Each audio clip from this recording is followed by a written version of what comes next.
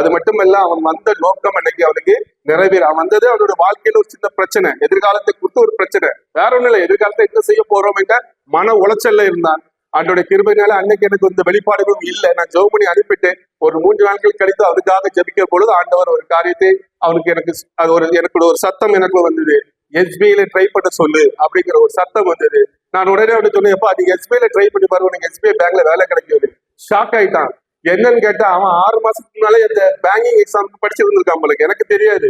இப்போ பெட்டர் வாழ்க்கையே வெறுத்து அதுவும் விளைஞ்சிட்டு விட்டுட்டான். விட்டு இப்ப 6 மாசமா கிளாஸுக்கு போல. எனக்கு அது தெரியாது. அவன் அதை ரொம்ப ஷாக்கா கேட்டு தெரிஞ்சு மறுபடியும் இப்போ போய் கொண்டு இருக்கிறான். அவனை நம்பி இப்ப 4 பேர் வந்திருக்காங்க.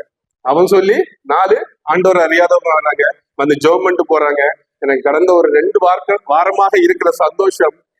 நான் எத்தனையோ பேருக்கு பிரசங்கம் பண்ணிருக்கேன், எத்தனையோ சபைகள்ல பேசியிருக்கிறேன், பெரிய 500 பேருக்கு மத்தியில பேசியிருக்கிறேன். அதுல கிடைக்காத சந்தோஷம் இந்த தம்பிமார்களுக்கு இன்னைக்கு இயேசுவை குறித்து சிம்பிளா சொல்லிக் கொடுக்க. அவங்க பெருசால ஒன்றும் சொல்லிக் கொடுக்கல, ரொம்ப சிம்பிளா இயேசு கிறிஸ்து அற்புதங்களையும் அதிசயங்களையும் சொல்றேன். அதுல கிடைக்கிற மனப்பூர்வமான சந்தோஷம் இந்த உலகத்துல நான் இதுவரைக்கும் அனுபவிக்கல.